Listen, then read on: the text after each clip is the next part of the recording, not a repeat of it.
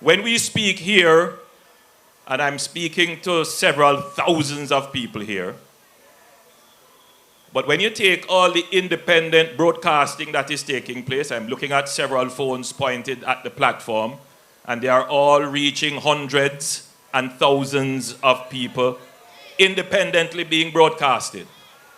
So every speech you make is being broadcasted and is cutting across various segments of the population. There are some people who won't take offense to some things that you say, but there are others that will. And some politicians will calculate, all right, who am I going to offend and who am I going to gain? That is what you call the popularity game. As leader of the country, I don't have that luxury to play the popularity game.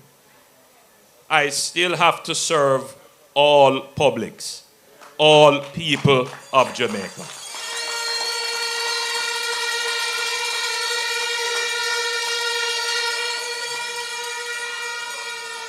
And no matter what is said and what is done, ultimately, I am the standard bearer for the standards of the country and the society, and I cannot compromise that.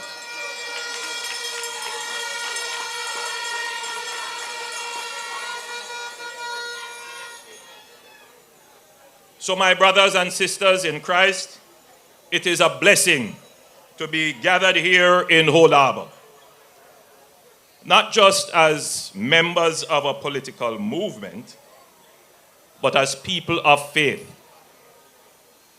united in the belief that God is sovereign over all things, including politics and governance.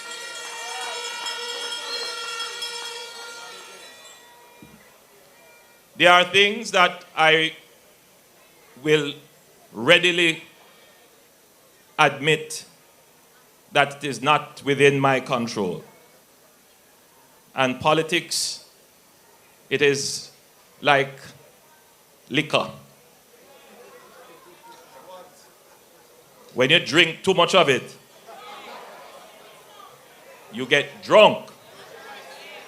And people get drunk on power. But even the fumes of power can get you drunk. Some people have gotten drunk on just the fumes of power.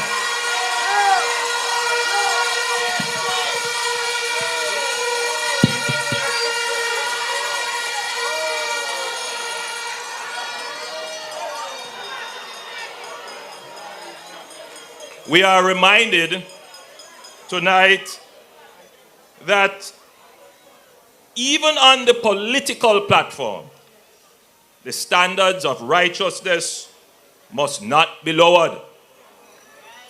Our politics must reflect the wholesomeness of our people and the spiritual values that we must uphold as a nation. You know, we live in a time where the modern thought is that we are all free to do what we want to do. In other words, there are persons who would want you to feel that freedom of choice, freedom of expression, the freedoms that we have means that there is no standard. There is no value. And unfortunately, value has been reduced to what you can buy. Meaning that we confuse the value of morality with the value of money. And even political parties sometimes get into that game where we seek to make commitments and promises about how much money you're going to get. And not enough time is spent on how we're going to truly improve the quality of your life, how we're going to make you better, happier, spiritually whole and sound, more peaceful, more caring, more environmentally conscious. These are important values, important things that our politics need to embrace, and we need to consider it. I raise these issues here because, after all, this is a gospel concert.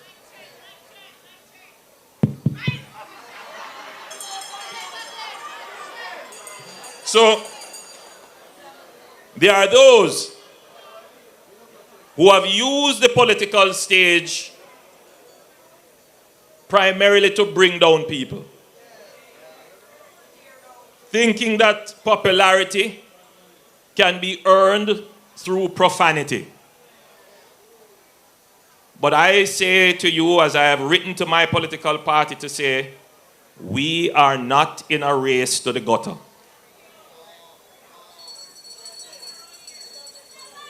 It is said that the General Secretary of the opposing party has said that if we go low, they go lower. We don't join that. We are not into that. No, we can't do that. The Jamaica Labour Party does not and will not trade the dignity of the people for denigration and disgrace. No, we are not going to do that. We must be guided by Psalms 19, verse 14. Let the words of our mouth and the meditation of our hearts be acceptable in thy sight. Oh.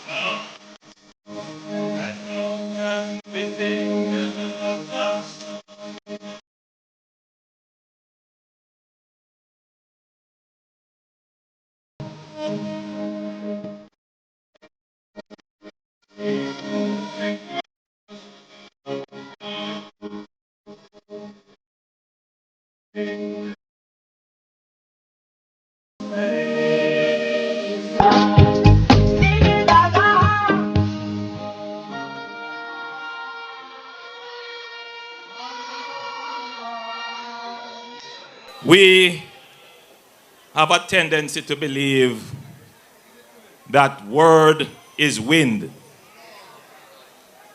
In today's world, wind is energy. So word is not an ineffectual thing.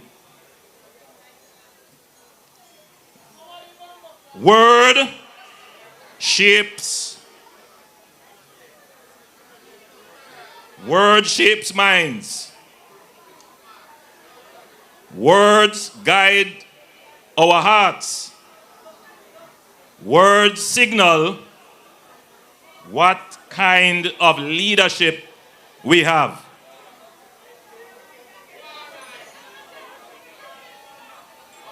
So, my fellow Jamaicans, we are also living in a time when truth is being sacrificed at the altar. Lies, half-truths are being spread by the opposition, not just in the heat of a campaign, but as part of a sustained strategy to mislead and confuse. And I want to point that out to you tonight. that not everything you hear in social media, not everything you hear in the newspapers, on the radio, and certainly on the opposition platform is true. Lying lips are an abomination to the Lord.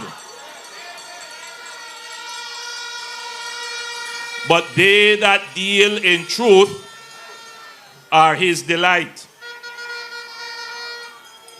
We as the government, we have an obligation to deal in truth. And we have set standards for our public communication with our social media, and anything that we put out as a government as far as possible must be true. We're not going to craft anything to mislead or twist anything for popularity. We have an obligation to give you, the people of this country, the truth so that you can make the right decisions. And we can do this because we believe and we know that we have the truth on our side. We have a record of performance that speaks for itself.